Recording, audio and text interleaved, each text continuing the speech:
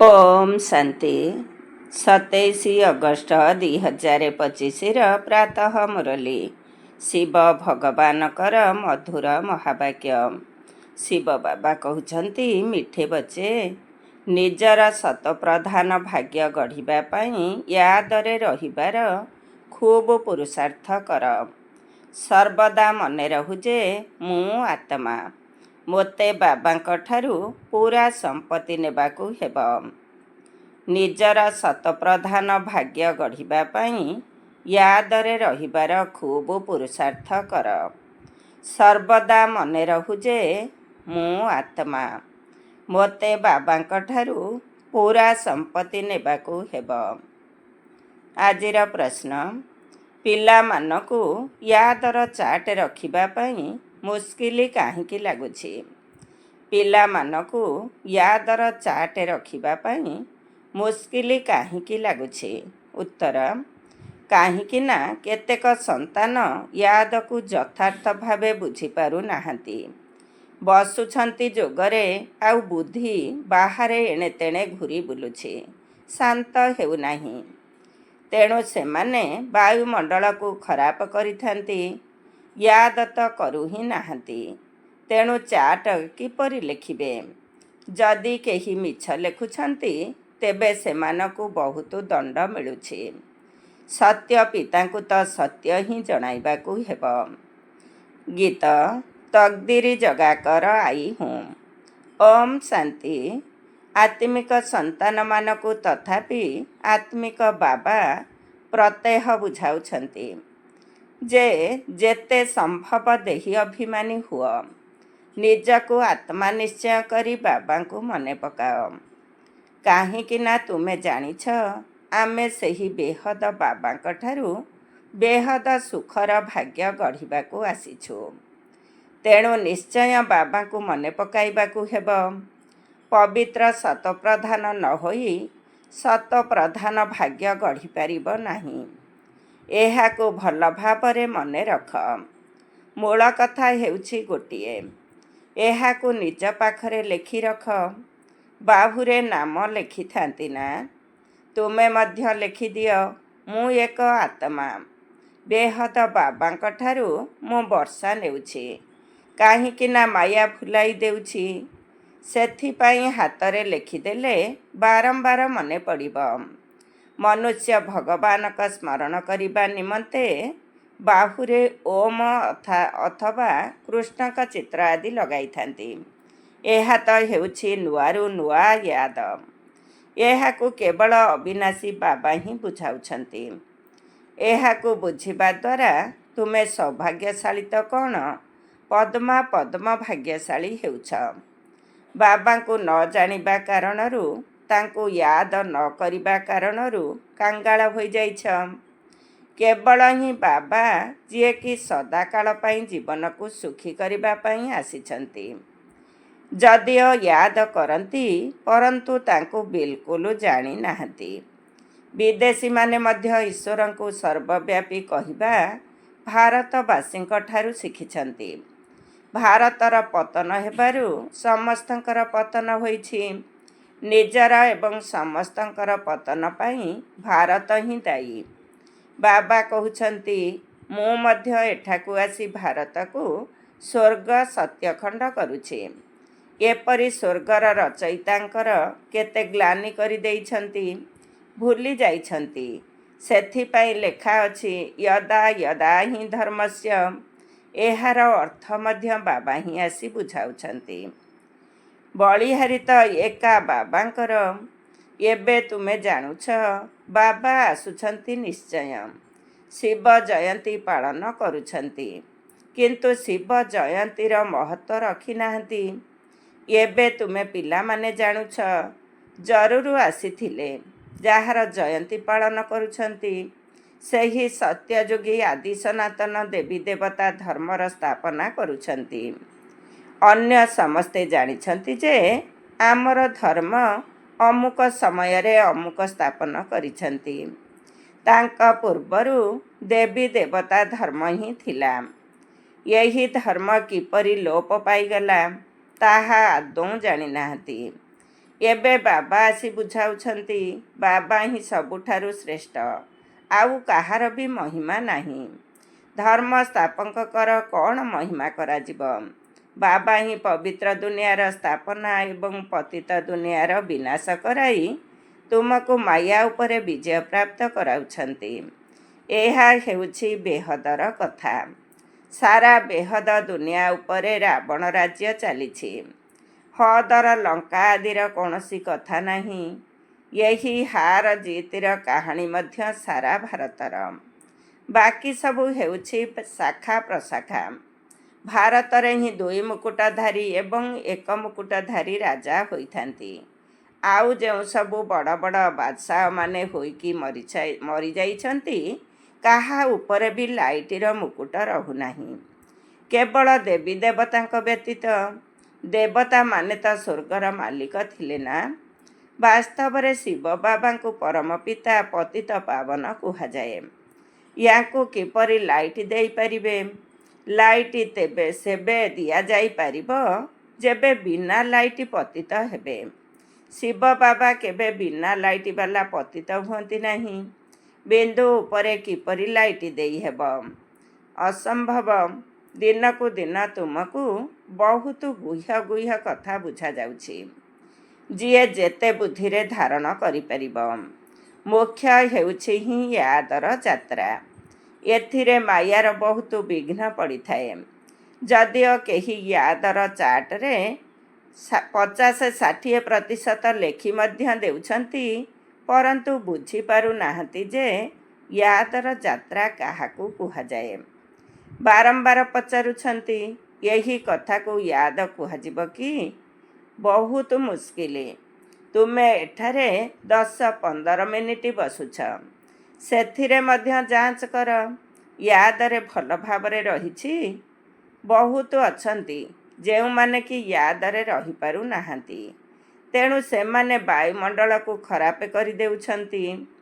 ଅନେକ ଅଛନ୍ତି ଯେଉଁମାନେ କି ୟାଦରେ ନ ରହିବା କାରଣରୁ ବିଘ୍ନ ପକାଉଛନ୍ତି, ତେଣୁ ସାରାଦିନ ବୁଦ୍ଧି ବାହାରେ ଭ୍ରମିତ ହେଉଛି। ତାହା କ'ଣ ଏଠାରେ ବସିଲେ ଶାନ୍ତ ହୋଇଯିବ? ସେଥିପାଇଁ ୟାଦର ଚାର୍ଟ ମଧ୍ୟ ରଖୁନାହାନ୍ତି। ମିଛ ଲେଖିବା ଦ୍ୱାରା ତ ଆହୁରି ଅଧିକ ଦଣ୍ଡ ପଡ଼ିବ। ବହୁତ ସନ୍ତାନମାନେ ଭୁଲ କରୁଛନ୍ତି ଏବଂ ଲୁଚାଉଛନ୍ତି, ସତ୍ୟ କଥା କହୁନାହାନ୍ତି। ଯଦି ବାବା ପଚାରିଲେ ଏବଂ ମିଛ କହିଲ, ତେବେ କେତେ ଦୋଷ ହୋଇଯିବ। କେତେ ବି ବଡ଼ ନିକୃଷ୍ଟ କାମ କରିଥିବ। ସତ୍ୟ ସତ୍ୟ କହିବାରେ ଲଜ୍ଜା ଆସିବ। ପ୍ରାୟତଃ ସବୁ ମିଛ କହିବେ।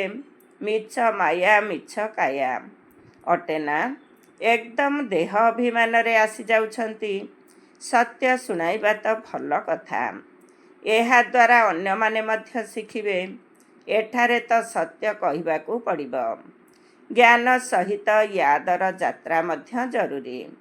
କାହିଁକି ନା ୟାଦ ଯାତ୍ରା ଦ୍ୱାରା ହିଁ ନିଜର ଏବଂ ବିଶ୍ୱର କଲ୍ୟାଣ ହେବ।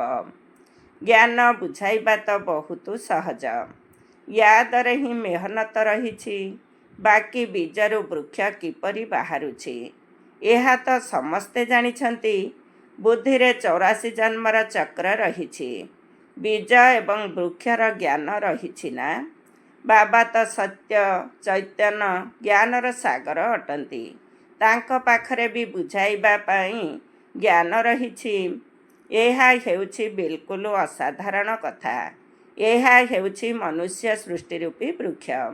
ଏହା ମଧ୍ୟ କାହାକୁ ଜଣା ନାହିଁ। ସମସ୍ତେ ନେତି ନେତି କରି ଚାଲିଗଲେ। ଅବଧିକୁ ହିଁ ନ ଜାଣିଥିଲେ ବାକି କ'ଣ ଜାଣିବେ? ତୁମ ମଧ୍ୟରେ ବି ବହୁତ କମ୍ ଅଛନ୍ତି ଯେଉଁମାନେ ଭଲ ଭାବରେ ଜାଣିଛନ୍ତି।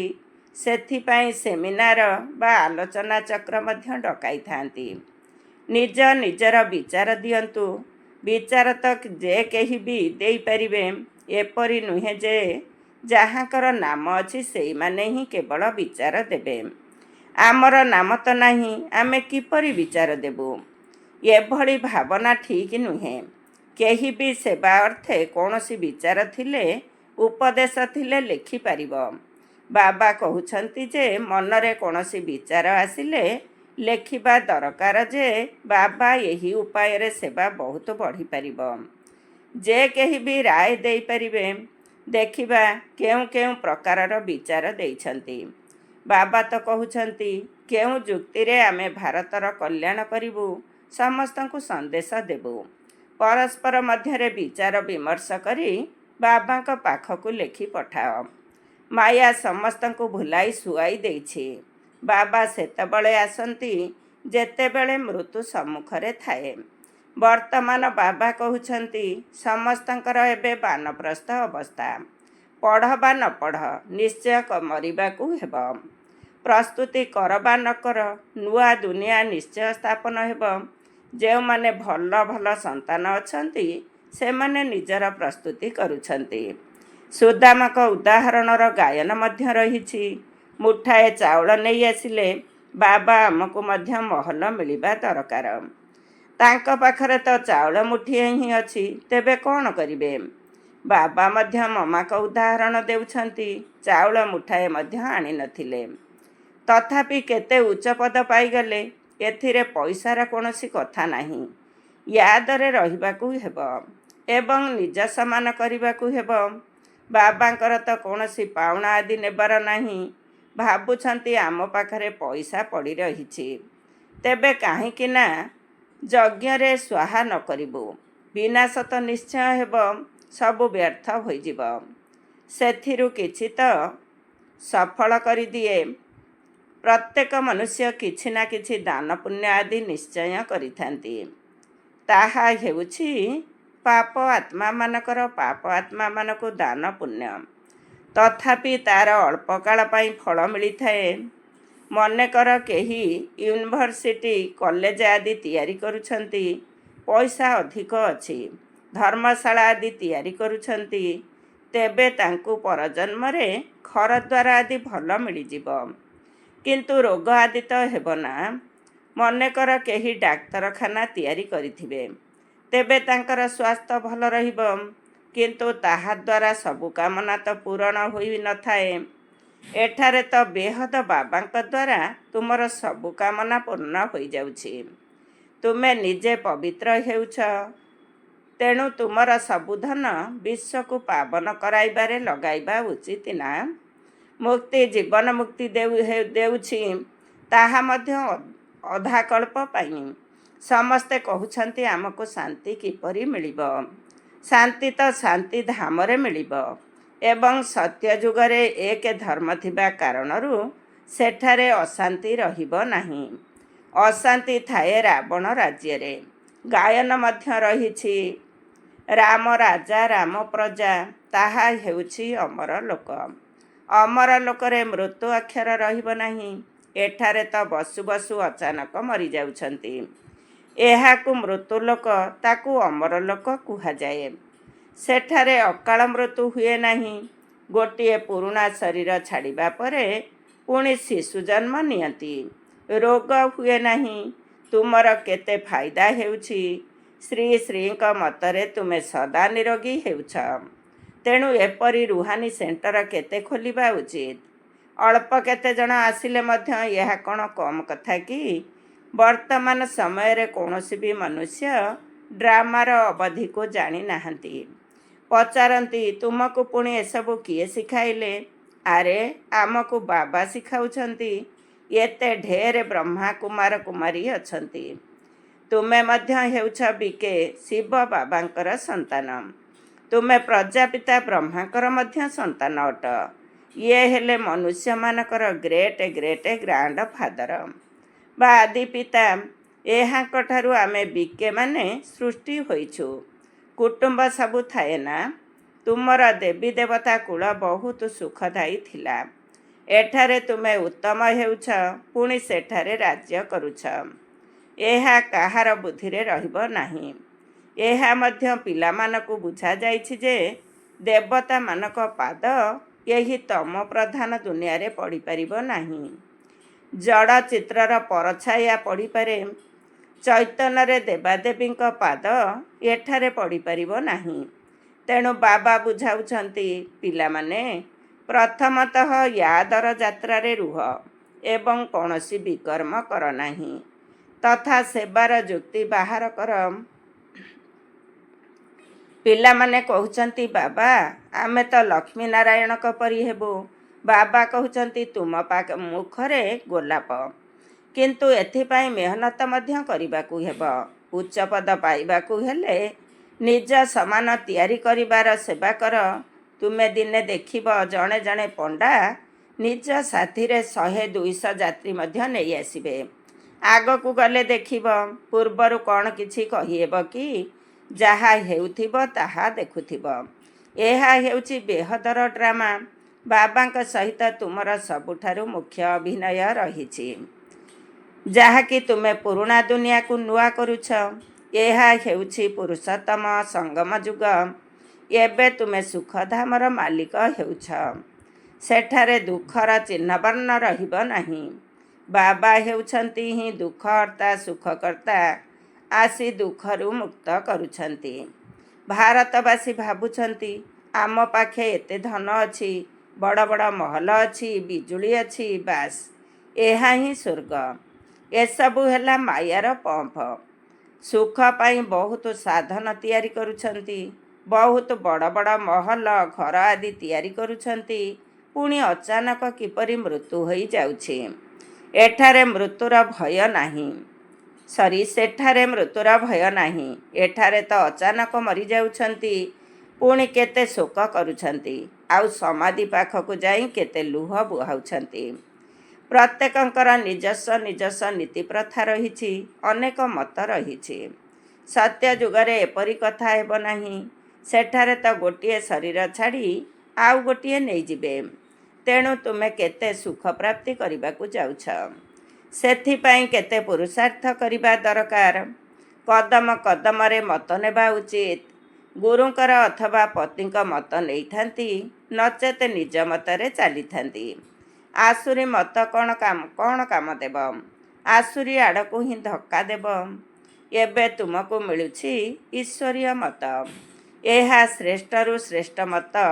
ସେଥିପାଇଁ ଗାୟନ ମଧ୍ୟ ରହିଛି, ଶ୍ରୀମତ ଭଗବାନ ଉବାଚ। ତୁମେ ପିଲାମାନେ ଶ୍ରୀମତ ଦ୍ୱାରା ସାରା ବିଶ୍ୱକୁ ସ୍ୱର୍ଗ କରୁଛ। ସେହି ସ୍ୱର୍ଗର ତୁମେ ମାଲିକ ହେଉଛ।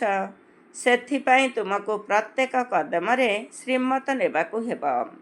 କିନ୍ତୁ କାହାର ଭାଗ୍ୟରେ ନଥିଲେ ପୁଣି ଶ୍ରୀମତରେ ଚାଲନ୍ତି ନାହିଁ। ବାବା ବୁଝାଉଛନ୍ତି, ଯଦି କାହାର ନିଜସ୍ୱ କିଛି ବୁଦ୍ଧି ଅଛି ବା ରାୟ ଅଛି, ତେବେ ବାବାଙ୍କ ପାଖକୁ ଲେଖି ପଠାଇ ଦିଅ। ବାବା ଜାଣିଛନ୍ତି କେଉଁମାନେ ରାୟ ଦେବା ପାଇଁ ଯୋଗ୍ୟ ଅଛନ୍ତି। ନୂଆ ନୂଆ ସନ୍ତାନ ବାହାରୁଛନ୍ତି। ବାବା ତ ଜାଣିଛନ୍ତି ନା କେଉଁମାନେ ହେଉଛନ୍ତି ଭଲ ଭଲ ସନ୍ତାନ। ଦୋକାନୀମାନଙ୍କୁ ମଧ୍ୟ ରାୟ ବାହାର କରିବା ଦରକାର।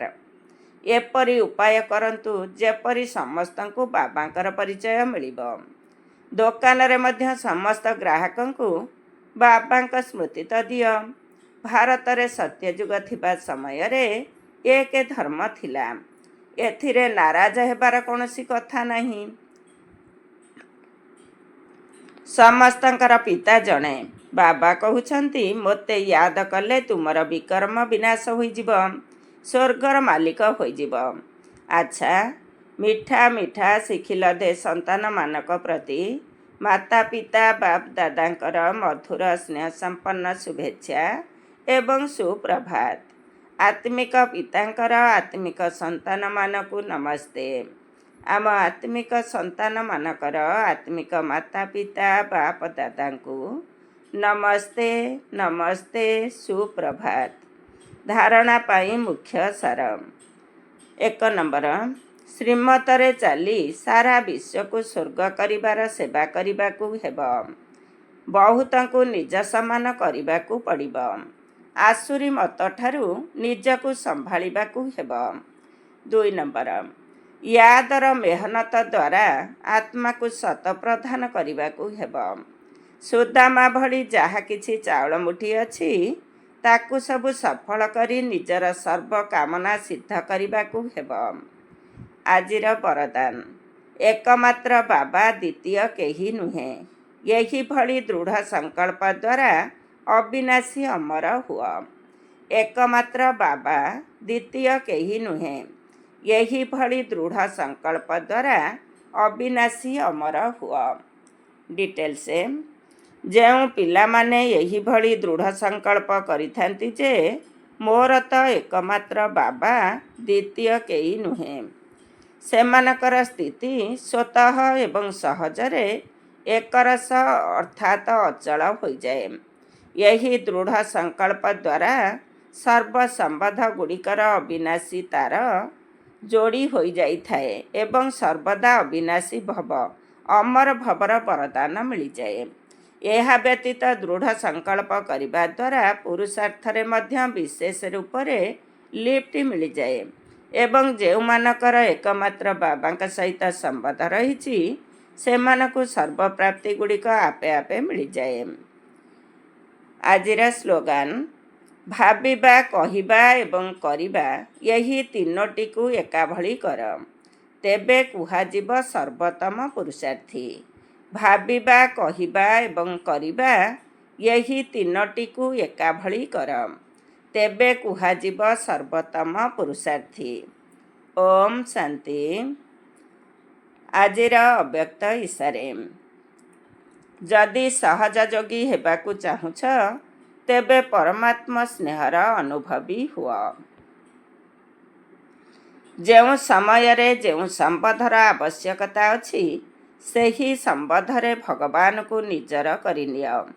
ଦିଲ୍ଲୀରେ ମେରା ବାବା ଏବଂ ବାବା କହିବେ ମୋର ବଚେ। ଏହିଭଳି ସ୍ନେହର ସାଗରରେ ସମାହିତ ହୋଇଯାଅ, ଅର୍ଥାତ୍ ବୁଡ଼ି ରୁହ। ଏହି ସ୍ନେହ ହିଁ ଛତ୍ରଛାୟାର କାମ କରିଥାଏ। ଏହା ଭିତରକୁ ମାୟା ଆସିପାରିବ ନାହିଁ।